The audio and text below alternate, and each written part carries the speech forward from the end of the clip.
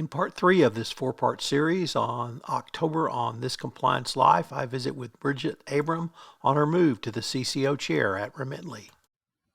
Hello, everyone. This is Tom Fox back for another episode of The Compliance Life. This month, we're visiting with Bridget Abraham.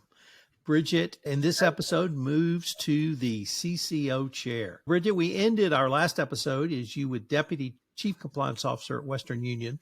And in January of this year, you moved to the CCO Chair at Remitly.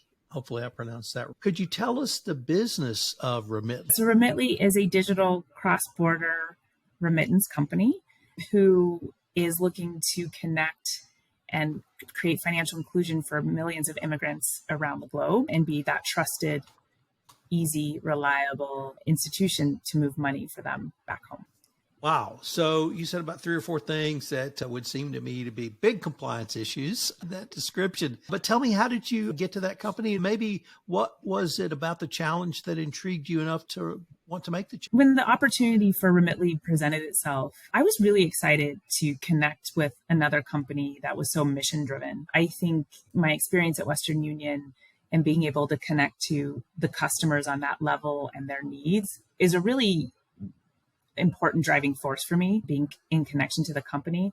I really loved what Remitly was trying to do. And I also loved the tone from the top on the compliance aspects of the company. And I felt like it was a great place to grow. And I think overall, what really drew me to it was in this space of fintech, Remitly was very committed to doing the right thing for its customers at all times, as well as in compliance, right? Doing the right thing for compliance, which is also the right thing for their customers. And I was excited to bring my skills around the global organization and the opportunity to really influence and set a compliance program in this expanding new fintech space. Could you tell us a little bit about the compliance team, either you inherited or that you've been able to build since you came on board at Remitly? Yeah, it was a great team of folks that was small and continues to grow, who had expertise. They came from regulatory agencies such as CFPB, had some experience in state regulations, but they were a great group of folks who have the passion for the company and really sat down to build a great compliance program from the ground up as the company expanded. As the company's growing, I have continued to build the team, bringing in folks that have deep expertise in financial crimes in global organizations. Now, as the company's growing, what we need to do there, taking on things like risk and ERM. So being able to quantify our risk and work with our business partners, and other areas of expertise in building new products and services and how to build a compliance program around new initiatives all the time. What were 2 or 3 of the biggest either challenges that you saw when you came on and that you're either have worked through or are working through now? I think some of the biggest challenges that we're working through now is with the quick growth, the very, very fast, expansive growth of our company, and now building on to the complexity of going into so many new markets. So I think building those controls underneath that we are all committed to, but doing them in a manner that's keeping up with the pace and the growth and the complexity of the organization is probably continues to be one of our biggest challenges, and we continue to invest in that. One of the things that struck me incredibly positively about your time at Western Union was your description of really looking at standards across the globe and determining let me see if I wrote it down, consistent and core standards, and then formulating a program that would meet those core standards, whether they were actually articulated or not. Have you been able to bring that sort of model to Remitly and use that as a basis to help scale up?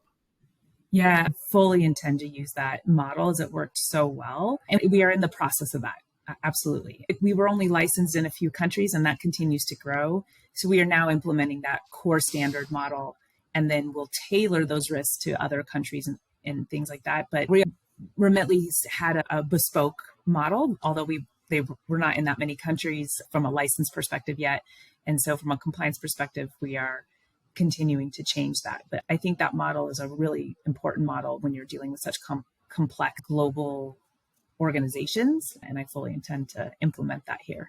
You mentioned your compliance team. Could you tell us the types of disciplines professional disciplines you have on your team and how they really fit into the mission of Remitly. Let's see. So I have former law enforcement folks that help me run my financial crime space. We have folks who were examiners in the past, so they have good understanding, particularly some CFPB and customer protection examiners. And then I have a pretty large portion of folks who have just worked in various startups across the globe in fintech space and the compliance space. So some of them have regulatory background outside the US, but then have had a lot of fintech space overall. And then I do have lawyers and attorneys who are converted compliance folks that also have either legal background in some space or they've worked in other banks or institutions. As you look back now sitting in the CCO chair, what are some of the key skills you could say you've picked up really in each part of your journey? We started off with your academic background, then working at the Fed, then your time of consulting, and then to Citi and to Western Union. How do you see, or could you cherry pick one or two things from each of those experiences that you really feel like you've been able to bring to bear and allow you to sit in the CCO chair now? Yeah, I think the Fed, it really was the research aspect of it, of learning to do that, gather all the facts and being able to articulate your findings in a concise manner was really important. I think consulting, it was asking a lot of questions and really drilling into the needs of what each customer and client needed and what you were really trying to solve for them to get to that point. And I think probably both Citi and Western Union learning to build those programs and identify the issue. What are the key, most important issues that you have? And how do you slowly build a program to continue on that, right? Rather than waiting for this perfect model at the end, how do you continually build up that program along the way? And I think with Remitly, it's, again, focusing on those top issues and what's most important, what could really impact our customers and the company itself. And that's where do we start with building those controls to mitigate those risks. You mentioned I think you said tone for management or tone at the top, but the commitment. I know you said from senior management, not simply for compliance, but doing the right thing. I was wondering if you could say a few words about that and how you've seen senior management at Remitly, not just talk that talk, but actually put that walk into practice. Yeah, I think the tone from the top here has been really amazing and successful. I've seen it put in place through building the tone at the top. They started the company and they went around and got all the licenses. So they really felt connected there as well. And then also they really listen and want to do the right thing for the customer and the company along the way. So they implement the program and focus on the key areas of risk. So they focus on the key areas of risk that they need to, but everything's connected to the customer, right? So we don't want bad guys in our system taking advantage of our customers. We don't want our customers to be taken advantage of by others that even aren't using our system. And how do we protect them?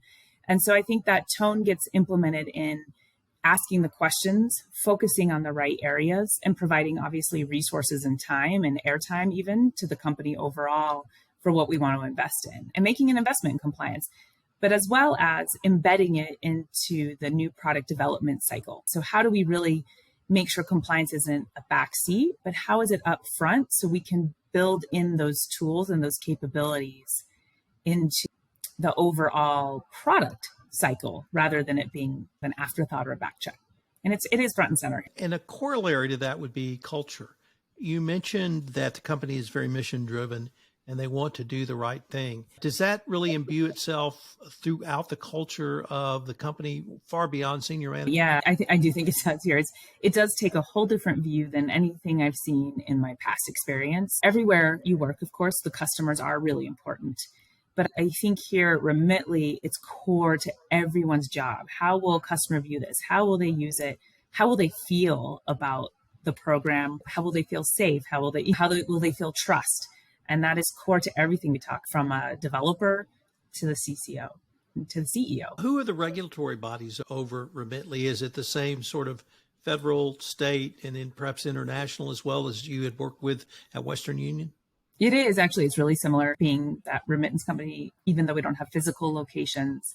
It's the states that primarily examine us in the US. And then, of course, we work with FinCEN And then outside of the US, depending on where we're licensed, we work with the international regulatory body. You spoke actually quite passionately about the mentors you had and the mentorship programs you were able to use. Have you been able to either implement that at Remitly or think about how you might pass along those sort of gifts you were given to those on your team or others at Remitly?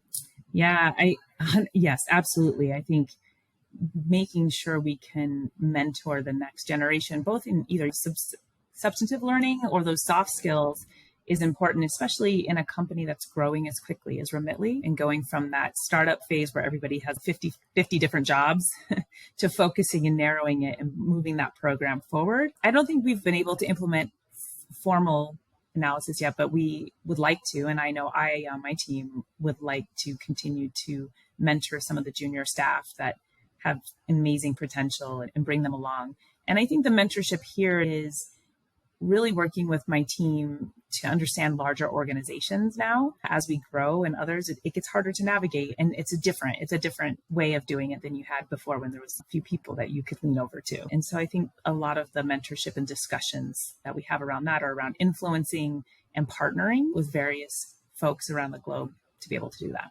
Bridget, unfortunately, we are near the end of our time for this episode, but I was wondering if our listeners wanted to find out more information on yourself or perhaps follow up on any of the topics you've touched on, what would be the best way for them to do so? Again, yeah, please reach out to me on LinkedIn. My profile's up there with my background, and I'm always happy to connect and answer questions. Bridget, I hope our listeners will join us for our next episode where we ask you to maybe put on your prognostication hat and look down the road, and a few other wrap-up topics. So I look forward to concluding our conversation with our next episode. Thank you so much. Thank you for having me, Tom.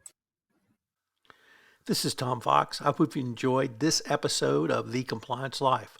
I hope you will join us next week where we visit with Bridget as she reflects on her most unusual path to the Chief Compliance Officer's chair on this month's The Compliance Life.